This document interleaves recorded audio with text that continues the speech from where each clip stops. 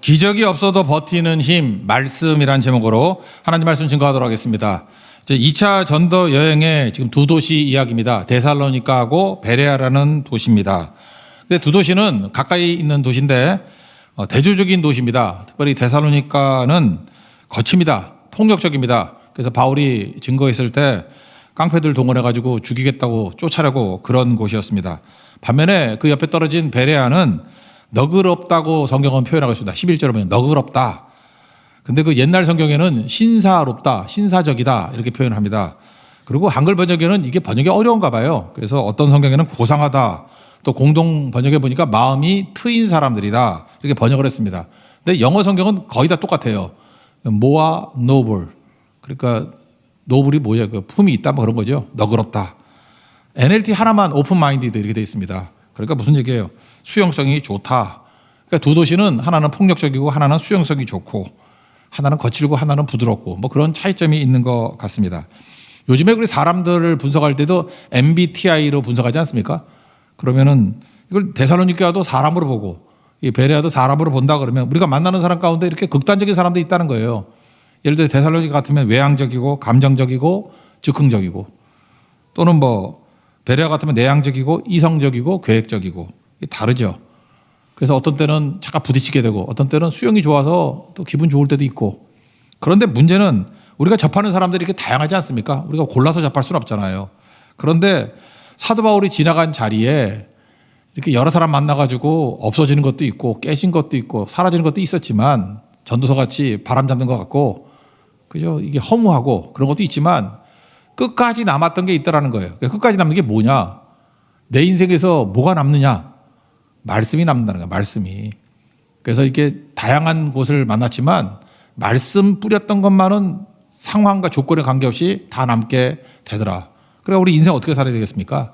말씀에 붙들려서 말씀 증거하다가 사는 것. 그거보다 중요한 건 없겠죠. 이사야 40장 8절을 보니까 풀은 마르고 꽃은 시든다. 뭐 당연한 얘기죠. 그렇지만 하나님의 말씀은 영원히 살리라. 명확하지 않습니까? 인생에 헛된 거 추구하면은 꽃 같고 풀 같다는 거예요. 다 시들고 없어져 버리는데 말씀만은 영원하리라. 말씀 붙드는 인생이 돼야 된다라는 것입니다. 그래서 오늘 두 도시 그들이 사도 바울이 지나간 자리에 뭐가 남아있냐? 말씀만 남아있더라. 그래서 데살로니카하고 베레아를 먼저 한번 보자는 거예요.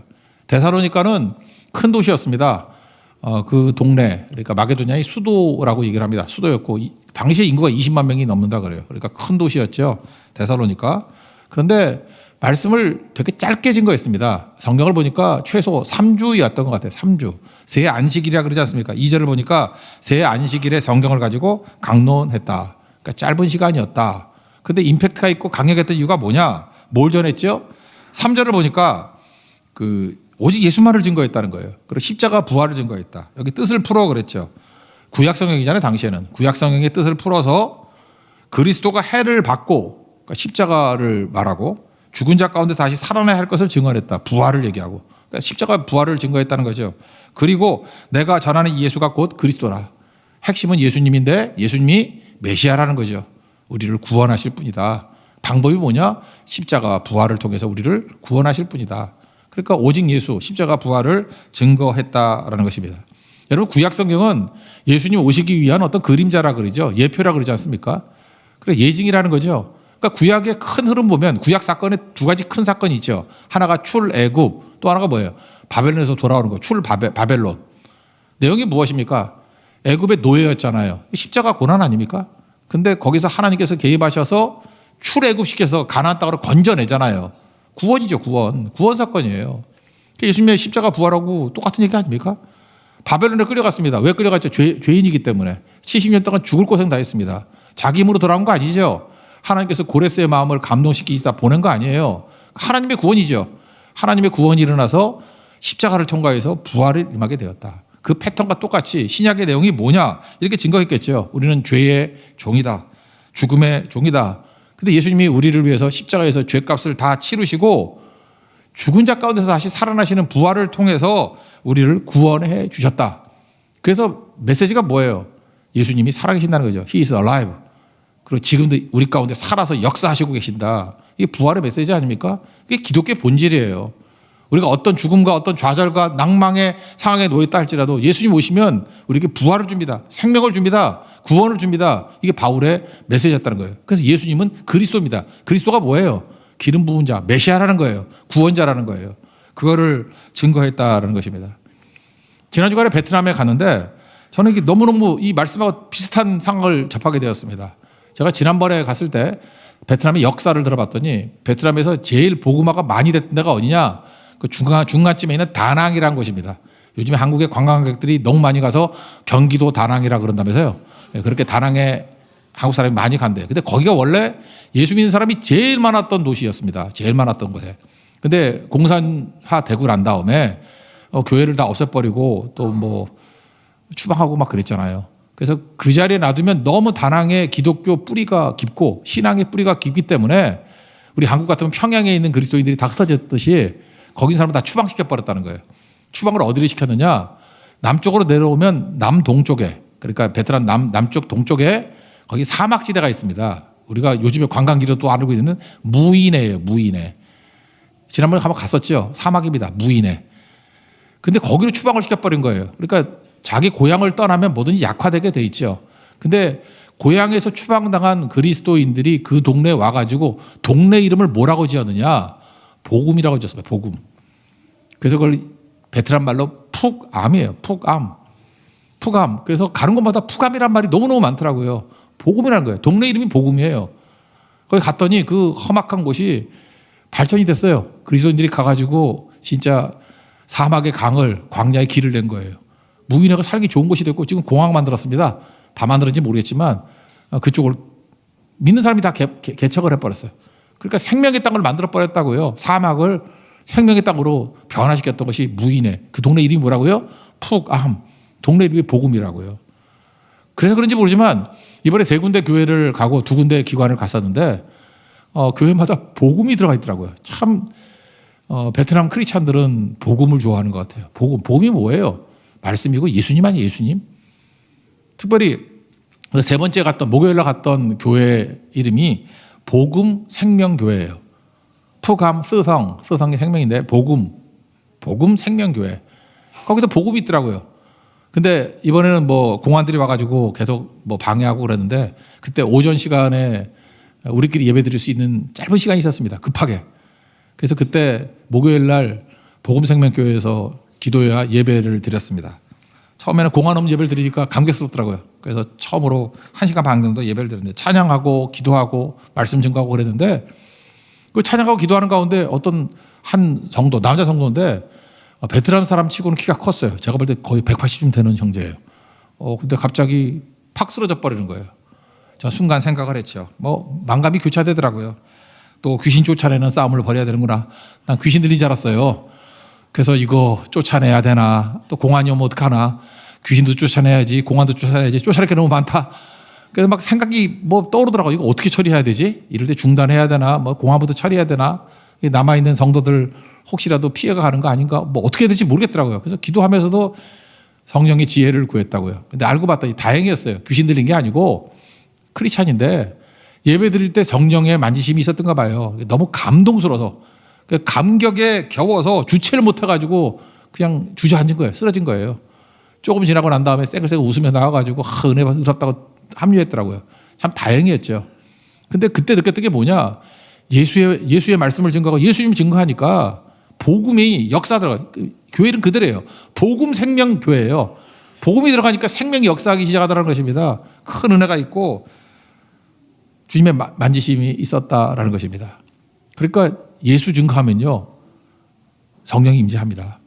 여러분 데살로니가 교회가 어떤 내용으로 부흥하게 되는지를 보여주는 게 데살로니가 전서에 보면 단서들이 쭉 나오거든요. 데살로니 전서 읽어보셨죠? 1장 5절에 보면 이런 말씀이 나와요. 우리 복음이, 여기도 복음이 나죠. 푸감, 복음이 나와요. 너희에게 말로만 이른 것이 아니다. 그리고 3가지를 얘기해요. 능력과 성령과 큰 확신으로 된 것이다. 그러니까 말로만 전달된 게 아니라 뭐가 있어요? 능력, 성령, 큰 확신. 근데 그 가운데 뭐가 있어요? 성령이 있죠. 예수님을 증거하면요, 예수님의 영이 성령이 역사한다고. 그래서 중앙에 성령이 역사하면 2가지가 나타나요. 첫 번째 능력, 2번째 큰 확신. 꼭 이런 일이 벌어지더라고. 이 복음생명교회에서도 그런 일이 벌어졌어요. 성령이 임하니까 능력과 큰 확신이 임하게 되더라는 거예요. 여러분 사도행전 1장 8절 기억나죠? 오직 성령이 너에게 임하시면 뭐라 그러죠? 권능을 받고. 그러니까 성령이 임하면 권능은 짝이에요, 짝. 성령이 임하는데 권능이 임하지 않고 능력이 임하지 않는 건 말이 안 되는 거죠. 거기 능력이 임해요. 주님이 만져주심이 있더라고요.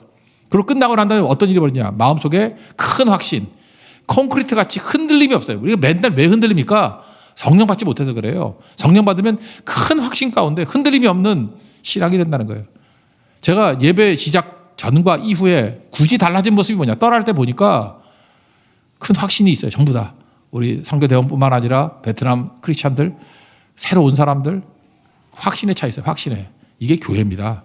그래서 오직 말씀 증거될 때 성령이 임하게 되고 능력과 큰 확신이 임하게 된다는 것입니다. 여러분 삶 가운데도 이런 능력과 큰 확신이 임하는 흔들리지 않는 믿음의 종이 되기를 축원합니다.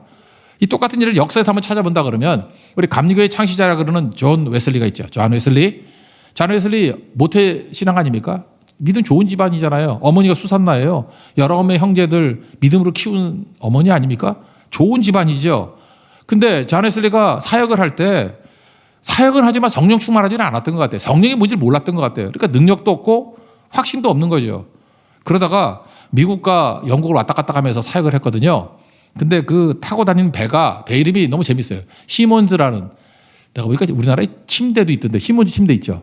배 이름이 시몬즈예요. 시몬즈 배 이름이 시몬즈라고. 그러니까 시몬 베드로 연상이 되는 거죠. 풍랑을 맞이하게 됐습니다. 거기도 풍랑이 임했어요.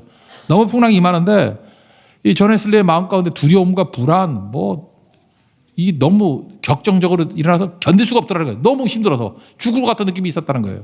그런데 그때가 주일 저녁쯤 됐는가 봐요. 저녁 예배 드린 거예요. 여기도 저녁 예배예요. 저녁 소제 때. 그때 엘리야도 기적을 맛보게 됐고, 그죠? 하늘에 불이 내리는. 여기도 마찬가지예요. 저녁 때 잘 보니까 독일 계통의 사람들이에요. 독일의 그 신앙인들 가운데 모라비안 교도라고 있거든요. 모라비안 성도들이 차분하게 모여가지고 찬송하고 기도하면서 예배드리더라는 거예요. 풍랑 중에도 흔들림이 없더라는 거예요. 충격을 받았습니다. 도대체 저게 뭔가. 그 예배 끝나고 난 다음에 물었습니다. 당신은 두렵지 않습니까? 그랬더니 두렵지 않다고. 그럼 뭡니까? 그랬더니 하나님이 우리와 함께 계신다는 확신, 큰 확신이 있기 때문에 우리는 오히려 감사한다고. 그 유명한 사건 아닙니까? 그때 이 쇼킹한 충격을 받은 거예요. 존 웨슬리가 그 이후에 성령을 구한 거죠. 내가 성령이 없습니다. 성령 기름 부음 주십시오. 그때부터 능력이 임하게 됩니다. 말씀 증거 사역을 하는데 30배, 60배, 100배의 어떤 그 강타를 날리는 능력의 말씀의 사역자가 되는 거예요. 그 다음에 이후에 존 웨슬리가 흔들리지 않습니다. 큰 확신 가운데 견고하게 하나님의 사역을 감당하더라는 것입니다. 데살로니가 교회, 이 깡패들이 막 와가지고 난리치던 교회 아닙니까? 거기서 그들이 하나님 말씀을 증거하니까 성령이 임하게 되고 능력과 큰 확신으로 서게 되더라는 거예요. 우리도 예배드리는 모든 성도들 성령 충만하십시오. 그래서 능력과 큰 확신으로 흔들림이 없는 하나님의 거룩한 종 되기를 축원합니다. 그러면 이런 일들이 언제 나타나게 되느냐? 단사 하나를 더 보게 된다 그러면 저는 이 말씀을 들을 때 갑자기 그 돌아가신 그 하영조 목사님이 생각나더라고요. 이 하영조 목사님의 특징이 있습니다. 특징이 뭐냐면 아시죠? 몸에 병이 많으신 거. 근데 하여튼 이렇게 모임을 가지면은 이분은 그렇게 아픈데도 불구하고 말씀이 많으십니다. 언제 아픈 사람 같지도 않아요. 그냥 1시간 넘게 혼자만 얘기해요. 절대 남 말 안 시킵니다. 혼자만 다 얘기를 해요. 그래서 우리가 잘 듣고 이제 내가 말하려고 그러면 몸이 아프다. 그리고 집에 가버려요.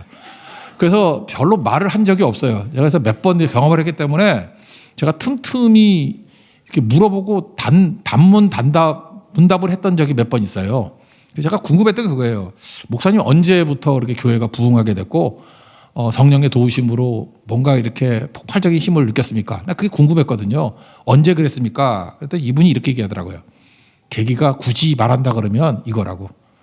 목사님 제자 목사들도 많을 거 아니에요. 제자 목사 중에 이렇게 설교를 할 때 보통 는 귀담아 잘 들지 않았다는 거예요. 이분 표현이 목사의 위기는 설교가 안 들릴 때래요. 물론 성도의 위기도 그렇지만 목사도 설교가 안 들릴 때가 있어요. 남의 설교가 안 들릴 때가 있어. 근데 다 제자들이 설교하고 그러니까 자기도 안 들렸대요. 근데 어느 순간 하나님 앞에 그걸 이제 잘못된 것이라고 인식하면서 집중하기 시작했다는 거예요. 근데 성령께서 어떤 은혜를 주시느냐? 제자들이 하는 설교를 듣고 은혜를 받기 시작하더라는 거예요. 그때부터 교회가 일취월장하더라는 거예요. 진짜 100배 막 부흥이 일어나고 성령의 바람이 불기 시작하고. 이 목사님이 주로 많이 쓰는 표현이 뭐냐면 이게 참 멋진 분이에요. 그러니까 보석이란 말을 많이 써. 내 제자가 했던 설교가 보석 같은 설교라고 느껴지기 시작했다. 저한테도 몇 번 그런 적이 있어요. 뭐 보석 같은 말씀이야. 뭐 이렇게 말씀한 적이 있거든. 보석이란 말을 참 좋아해요. 그래서 제자가 증거했던 말씀이 안 들리는 게 아니라 보석 같은 말씀으로 들리기 시작하더라는 거예요. 그때부터 일어나게 되더라는 것입니다. 여러분 인생도 마찬가지예요. 언제부터 능력이 나타납니까? 하나님 말씀이 보석같이 들리기 시작할 때. 그래서 그 다음에 제가 말씀이 생각났던 게 그거예요. 데살로니가전서 2장 13절. 그 데살로니가 교회에 어떤 일이 벌어졌느냐? 우리에게 들은 바 하나님 말씀을 받을 때, 이게 바울이 데살로니가에서 말씀을 증거했잖아요. 특징을 이렇게 얘기합니다. 사람의 말로 받지 아니하고 하나님의 말씀으로 받음이니 진실로 그러하도다. 이 말씀이 너희 믿는 자 가운데서 워킹한다는 거예요. 언제부터 하나님 말씀이 역사하기 시작합니까? 이게 사람이 말이 아니라 하나님 말씀이라고 받아들일 때부터 워킹하기 시작하다는 거예요. 그래서 교회 부흥은 언제 일어납니까? 성도들이 하나님 말씀을 들을 때 이게 사람 말 아니야. 하나님 말씀이야. 진실로 그러하다 그러잖아요. 그때부터 믿는 자 가운데서 하나님께서 역사하기 시작한다는 거예요. 일하기 시작한다는 거예요. 여러분 하나님 말씀으로 받아들이고 여러분 삶 가운데서 하나님 말씀이 실제 삶의 능력으로 역사하는 축복이 임하기를 바랍니다. 그러면 이 조건이 있기 위해서 먼저 필요한 게 뭐겠어요? 말씀 증거하는 사람도 잘해야 되겠죠? 말씀 증거하는 사람이 뭐 자기 얘기나 하고 말씀 아닌 딴 거를 설교를 빙자해서 얘기한다 그러면 그건 문제가 있겠죠. 그러니까 오직 예수, 말씀만을 증거하는 것이 꼭 필요하다라는 것입니다. 이 말씀이 어디에 또 나오냐? 데살로니가 전서 2장 5절에 보니까 사도 바울이 이렇게 얘기합니다. 내가 말씀을 증거할 때 우리가 아무 때에도 두 가지 안 했다는 거예요. 아첨하는 말로 안 했다. 탐심의 탈을 쓰지 않았다. 그러니까 두 가지가 뭐예요? 잘 보세요. 아첨의 말이라는 건 뭐예요? 하나님 말씀을 증거할 때 말씀을 증거하는 게 아니라 사람의 그 기뻐하는 모습을 보는 거죠. 그러니까 아첨하는 거잖아요. 설교가 아첨하는 말이 돼서는 안 된다는 것입니다. 갈라디아서 1장에 보면 그런 얘기 나오잖아요. 내가 사람들에게 좋게 하랴 하나님께 좋게 하랴. 내가 사람들의 기쁨을 구하는 것이면 그리스도의 종이 아니다 그러잖아요. 그러니까 하나님 말씀을 증거하는 사람에게 철제 원칙은 뭐냐? 저는 데살로니가서 2장 5절이라고 생각해요. 아첨하는 말 안 돼요. 사람 듣기 좋은 소리 한다고 안 되고 하나님이 전하기를 원하는 말씀을 증거해야 됩니다. 아첨하는 말 아니다. 1순위. 또 하나가 뭐냐? 탐심의 탈. 이거 뭐예요? 어떤 사람은 설교를 빙자해가지고 자기가 하고 싶은 얘기를 해. 지가 성질나면은 성질나는 소리 막 질러대고 자기 의도를 가지고 자기가 어떤 디자인한 뜻을 가지고 그게 무슨 설교예요? 자기 뜻이. 이걸 뭐라 그래요? 탐심의 탈을 쓴 것. 다음 뭡니까? 예수님 벗어난 사람에게 인기를 구하는 거, 자기 뜻을 주장하는 거 다 가짜들이죠. 그래 예수님 떠나면 이런 일이 벌어진다는 거예요. 그래서 우리가 선교하거나 말씀을 증거할 때 잊지 말아야 될까? 아첨의 말로 해서는 안 되고 탐심의 탈을 써서는 안 된다는 거예요. 순수한 말씀, 오직 예수를 증거하게 될 때 어떤 일이 벌어져요? 성령께서 함께 하시고 그 듣는 사람들이 사람의 말이 아니라 하나님 말씀이라고 받아들이면 성령이 임재하시고 능력과 큰 확신으로 역사하게 된다는 것입니다. 이게 데살로니가 교회의 모습이었다는 것입니다. 우리 교회도 말씀을 증거할 때마다 여러분들도 증거하거나 저같이 설교하는 사람이 아첨의 말이나 탐심의 탈이 아니고 오직 예수만 증거하는 거, 예수가 주라는 거 증거할 수 있는 교회. 또 성도들은 저 사람의 말이 아니야 하나님 말씀이라고 받아들일 때 예수님께서 역사하신다는 거예요. 예수님의 역사가 있는 하나님의 거룩한 종들에게 이를 축원합니다. 또 하나 이제 반대적인 교회 베레아에서의 말씀 사역은 어땠는지 한번 봅시다. 여기 똑같아요.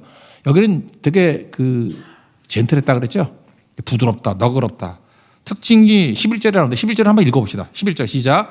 베레아에 있는 사람들은 데살로니가에 있는 사람들보다 더 너그러워서 간절한 마음으로 말씀을 받고 이것이 그런가 하여 날마다 성경을 상고함으로. 여기 뭐 그렇잖아요. 너그럽다. 아까도 얘기했죠. 너그럽다. more noble 이렇게 돼 있는데 그러니까 하나님 말씀에 대한 수용성이 있다는 거죠. 똑같지 않습니까? 사람의 말로 여기지 않고 하나님 말씀을 여겼다. 그걸 뭐라고 표현해요? 간절한 마음으로 말씀을 받고 한 걸음 더 나가서 어떤 일이 벌어집니까? 이것이 그러한가 하여 날마다 성경을 상고했다. 묵상했다는 거죠. 시편 1편에 보니까 복 있는 사람이 어떤 사람입니까? 주야로 말씀을 묵상하는 자로다. 말씀을 묵상하고 말씀을 연구하고 말씀 붙드니까 여기가 능력이 있어지는 거죠. 특별히 베레아 교회의 특징은 뭐냐 하면 균형 잡힌 교회예요.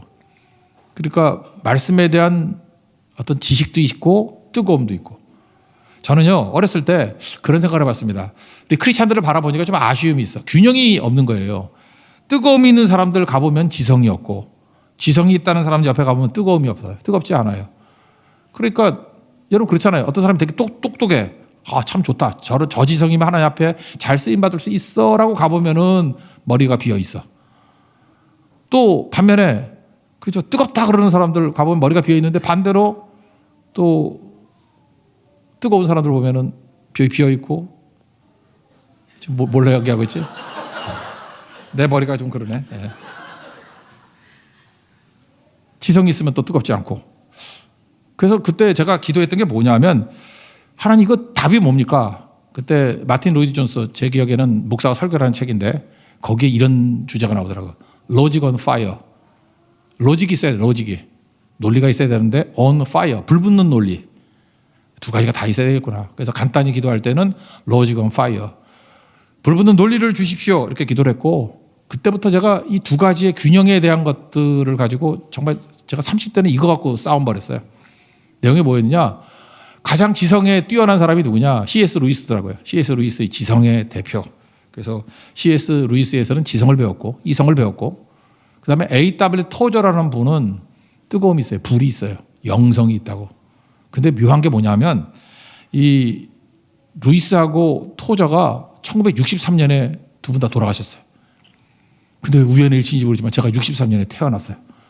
그래서 제가 하나님 앞에 뭐라 그러냐? 하나님, C.S. 루이스의 지성을 가진 분을 주님이 천국으로 데려가셨군요. A.W. 토저의 영성이 있는 분을 천국으로 데려갔군요. 근데 제가 태어났네요. 그래서 루이스의 지성과 토저의 영성을 저에게 한꺼번에 부어주면 안 될까요? 그러다가 그 다음에 주시옵소서, 줄 걸로 믿습니다. 이렇게 나갔다고요. 되게 중요한 거죠. 두 가지가 다 있어야 된다는 것입니다.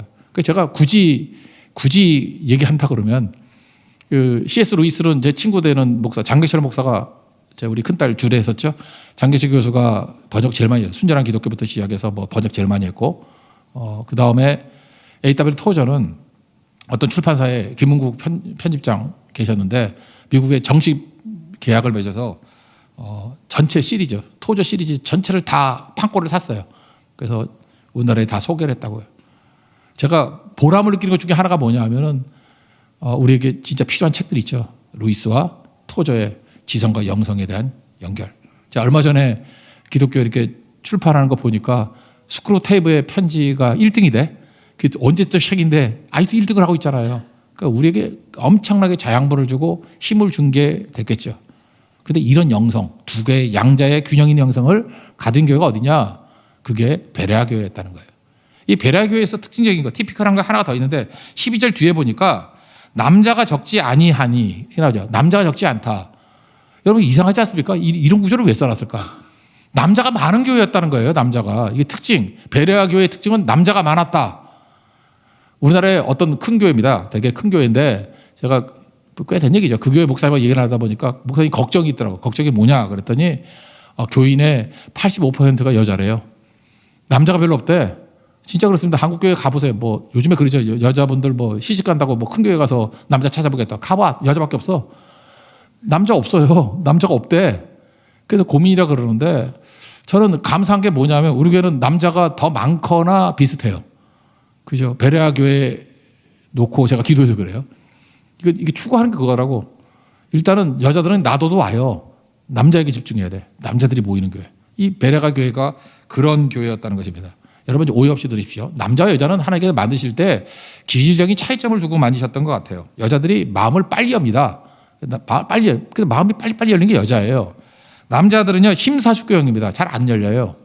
그런데 남자들은 한번 일단 마음이 열리면 생명 겁니다. 그래서 이게 남성적인 신앙의 특징이에요. 그래서 이것 때문에 너그럽다라고 하는 표현을 갖다가 모어 노브를 옛날 성경에는 신사적이라 그랬다고. 왜? 남성적인 교회라는 것을 강조하기 위해서. 신사적이다. 더 신사적이다. 그래서 남자가 많았다. 뭐 이렇게 표현했다고요.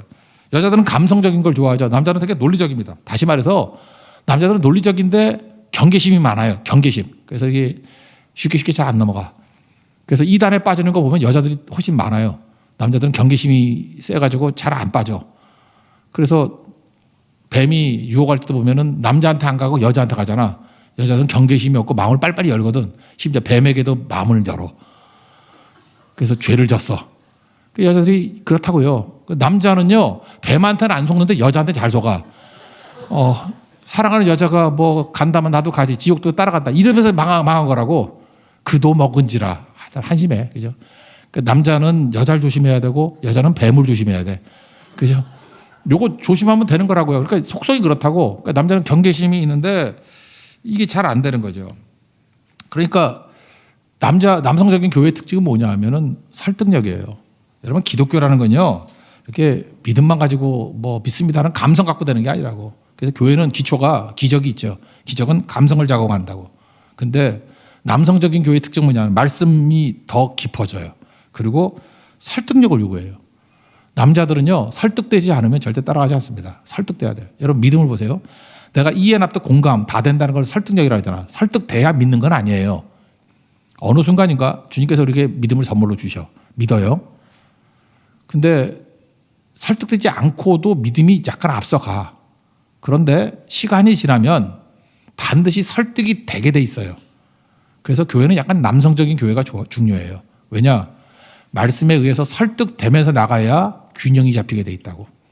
설득력은 없고 계속 믿습니다 가면 나중에 감성으로 빠질 가능성이 아주 크다라는 것입니다.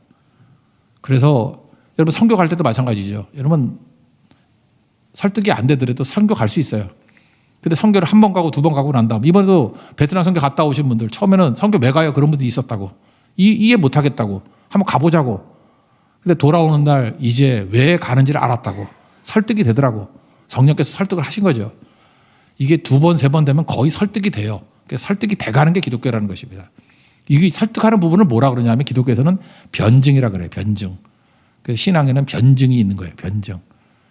변증을 잘하는 사람이 누구냐? 그게 C.S. 루이스예요. 그리고 최근에 얼마 전에 돌아가셨던 팀 켈러가 변증을 좀 잘했던 분이에요. 그래서 팀 켈러의 변증 책 중에 하나가 뭐냐? 답이 되는 기독교 이렇게 번역이 돼 있대. 답이 되는 기독교. 이 변증책이거든. 영어 성경을 보니까 영어 제목을 보니까 Making Sense of God. 이거 미국 애들 Make Sense 이런 말 표현 많이 하잖아. 알아들었어, 알았어, 맞아. 그럴 때 Make Sense 그러잖아, 그죠? 이 Making Sense of God. 굳이 번역한다는 뭐야? 이해되는 하나님, 설득되는 하나님이에요. 이게 변증책이에요. 근데 초신자들 같으면 이런 책들 읽으면 도움이 된다고 저는 생각합니다. 그죠? 여기 내용들 보면 이거예요. 합리적이지 않더라도 믿을 수 있다. 똑같은 얘기죠. 그러니까 합리성보다 믿음이 약간 앞에 가야 된다는 거예요. 나중에 설득이 된다.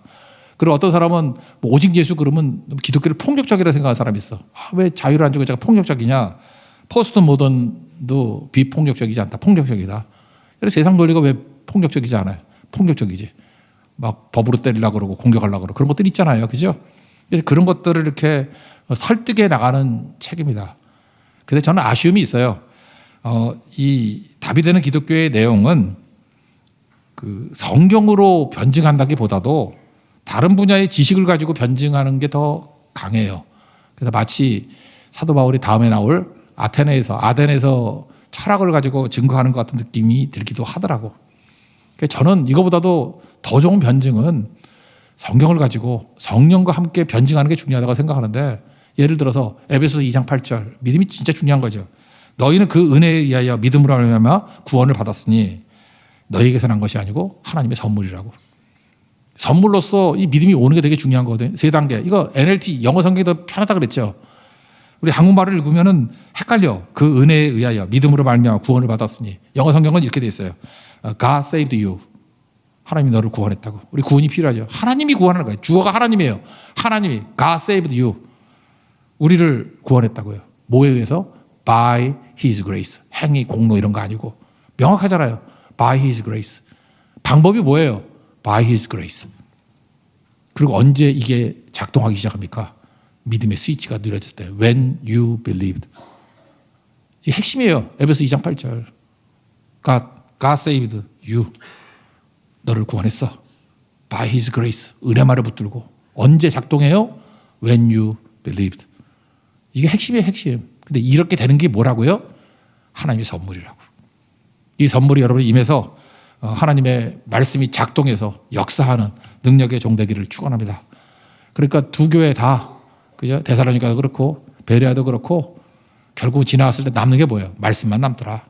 여러분 인생들 말씀 붙들고 말씀만 남길 수 있는, 증거할 수 있는, 그게 전도서에 말하는 바람 잡는 것 같은 인생이 안 되고 헛되지 않은 인생이 되는 길이라는 것입니다. 헛수고하지 마십시오. 인생에서 진짜 가치 있고 100배 열매를 거두고 영원히 남는 것은 말씀에 인생을 걸 때 제일 강력하고 남는 게 있다는 것입니다. 그걸 보여주는 것이 데살로니가와 베레아 사역이라는 거예요. 한 가지 더. 근데 여기서 박해가 있었죠. 데살로니가에서는 뭐 깡패들 동원해가지고 죽인다 그러고 또 도망쳤더니 베레아까지 추격해가지고 폭행을 했습니다. 그러면 하나님께서 우리에게 박해를 주시는 거, 우리는 그죠? 합력하게 서는 거 알죠?